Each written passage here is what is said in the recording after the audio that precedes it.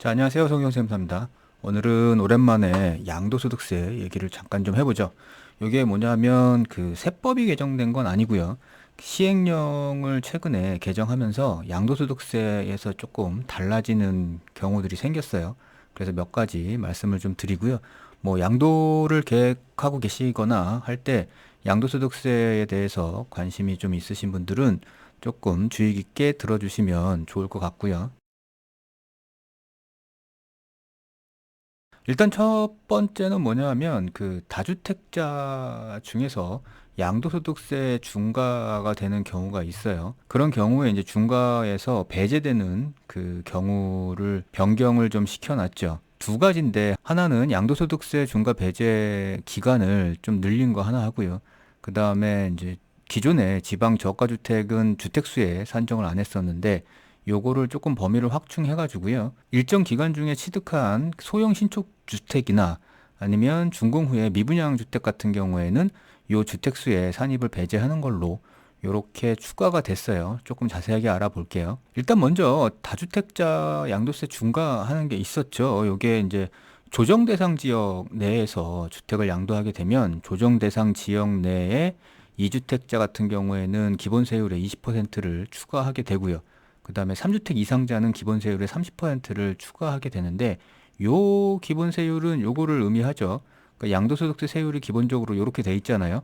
그래서 6%부터 45%까지 이렇게 돼 있는데 여기 기본 세율에다가 20%를 더하느냐 아니면 30%를 더하느냐가 이제 차이가 생기는 거고 그거를 중과라고 했었죠. 근데 사실 지금 현재 시점에서 조정 대상 지역이 많이 없어졌기 때문에 그렇게 큰 의미를 갖는 건 아닌데 그래도 아직 법 규정상에는 남아 있기 때문에 알아두기는 하셔야 될 것 같고요. 결론적으로 이렇게 다주택자가 양도소득세 중과를 적용받는 거를 요걸 배제시켰어요. 1년 동안.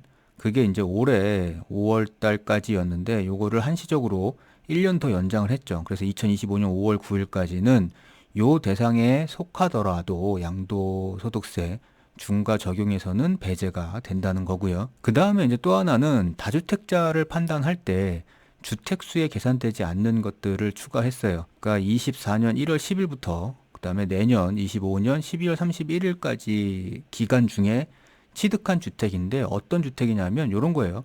소형 신축 주택, 전용 면적 60제곱미터 이하이고 그다음에 취득가액이 수도권에서는 6억이고요.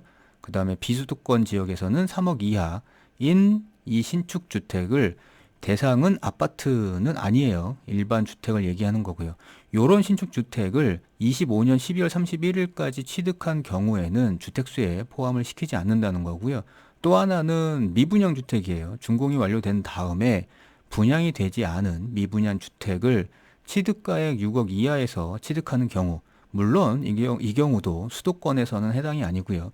수도권 이외의 지역에서 취득했을 때 주택수에 포함을 시키지 않게 되죠. 그러니까 이렇게 되면 2주택자여도 1주택으로 보게 되는 거죠. 근데 이제 여기서 유의하셔야 될 거는 지금 앞에서 말씀드렸던 이 기간에 해당되는 거는 양도분 기준이에요. 양도 시점이 이 기간 안에 있어야 되는 거고요. 뒤에서 말씀드렸던 이 주택수 제외하는 거는 취득 시점이에요. 이 기간 안에 취득 시점이 있어야 된다는 거를 유의해 주셔야 되겠죠. 그 다음에 이제 양도소득세에서 이런 것도 바뀌었어요. 그 1세대 판정을 하잖아요, 우리가. 왜냐하면 1세대 1주택 이런 것들이 있으니까 혹은 뭐 1세대 2주택이냐, 1세대 3주택이냐 이런 판정을 해야 되니까 그때 1세대로 보는 기준이 있는데 기존 규정에서는 1세대가 한 가족을 구성하고 있다가 예를 들어서 자녀가 독립하게 됐을 때 그 1세대를 구성하는 기본적인 판단 기준이 배우자가 있는 경우예요. 근데 배우자가 없어도 1세대로 보는 경우가 있어요. 하나는 그 대상이 30세 이상인 경우에는 배우자가 결혼하지 않아도 1세대로 보고요. 혹은 결혼을 했는데 배우자가 있었는데 배우자가 사망하거나 이혼한 경우, 그러니까 요 경우에도 1세대로 인정을 하죠.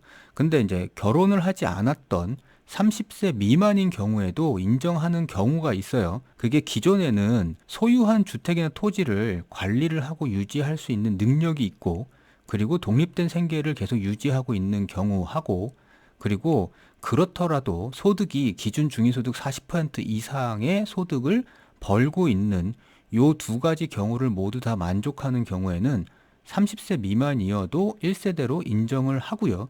이 경우가 안 된다 그러면 별도로 세대를 구성하고 살고 있더라도 한 세대로 보게 돼 있죠. 근데 이제 이거를 시행령을 개정하면서 조금 더 구체적으로 표현을 했어요. 그러니까 다른 것들은 다 동일한데 여기서 소득이 기준 중위소득 40% 이상이라는 문구를 조금 더 구체적으로 여기에 써놓은 거죠. 그래서 12개월간 경상적이고 반복적으로 소득이 기준 중위소득을 12개월로 환산한 금액, 이게 지금 2024년도 기준 중위소득이 220만 원 정도 되고요. 그리고 이걸 연간으로 환산한 다음에 거기에 40% 기준을 잡으면 약 한 1,070만 원 정도가 되거든요. 그래서 여기서 이제 소득 기준을 생각할 때 결국에는 연간으로 따졌을 때 1,070만 원 이상을 벌고 있어야 30세 미만이면서 결혼을 하지 않은 경우에도 1세대로 인정을 해주겠다는 거죠. 그리고 이제 또 하나 그 주택의 개념을 조금 명확하게 한 게 있어요. 그러니까 이게 뭐냐면 법상을 보면 소득세법상에서 보게 되면 여기서 주택이라고 할 때 우리가 이거는 여부나 공부상의 용도 구분, 뭐 건축물 대장이나 뭐 이런 것들 얘기하겠죠. 용도 구분하고 관계없이 거기서의 용도가 주거나 아니면 근린생활 시설이든 아니면 뭐 오피스건 상관없이 독립된 주거 생활을 할 수 있고 그리고 사실상 주거용으로 사용하고 있으면 주택으로 본다는 거예요. 근데 요거를 이제 시행령에서 조금 명확하게 구분을 짓게 되는 거죠. 그러니까 대통령령에서 정하고 있는 주택의 구조라 함은 결국에는 세대별로 구분된 각각의 공간이 있어야 되고요. 그리고 그 공간에는 별도의 출입문이 설치돼 있고 그리고 이 공간 안에 화장실과 취사시설이 설치되어 있는 구조여야 이거를 주택으로 보겠다는 겁니다. 따라서 별도의 출입문이 있더라도 화장실이나 취사시설이 다 갖춰져 있지 않은 그 주거하고 있는 공간이 있을 수 있죠. 고시원이나 뭐 이런 것들이 있잖아요. 기숙사나. 그러니까 이런 경우에는 그것을 주택으로 보지 않겠다라는 거죠. 그러니까 우리가 그 오피스텔 같은 경우에는 실제로 주거 용도로 사용하고 있으면 뭐 양도소득세나 뭐 이런 거 계산할 때 주택수로 보잖아요. 그때 이제 오피스텔 같은 경우에는 당연히 별도 출입문이 있고 그다음에 세대 내에 화장실과 취사시설이 설치되어 있기 때문에 사실상 주거 용도로 사용하고 있다면 그것을 주택으로 보게 되는 거죠. 그래서 이제 또 하나가 있는데 좀 전에 말씀드렸던 오피스텔 같은 경우에요. 그러니까 원래 목적 자체가 주택이 아닌 건물인데 이거를 주거용으로 사용하는 경우에 이 주택으로 보게 되는데 이 경우에는 이거를 1세대 1주택으로 비과세하는 규정이 있잖아요. 거기서 보면 이제 보유기간이 있어요. 그래서 이 보유기간을 산정할 때 기존에는 이 해당 건물을 취득했을 때 취득일로부터 양도하는 시점까지의 기간을 보유기간으로 봤는데 요거를 이제 사실상 주거용으로 사용하는 날짜부터로 변경이 돼요. 따라서 만약에 오피스텔을 처음부터 갖고 있었는데 주거 용도로 사용했다 그러면 그 취득일부터가 보유 기간이 되는 거고요. 처음에 오피스텔을 그러니까 주거용이 아닌 상업용으로 사용을 하다가 중간에 주거용으로 변경이 됐다 그러면 이 건물의 보유 기간은 실제로 주거용으로 사용하게 된 날부터 따지겠다는 거죠. 그래서 이제 그때부터의 보유 기간을 책정해 가지고 1세대 1주택 비과세에서 얘기하는 보유 기간을 계산하겠다는 겁니다.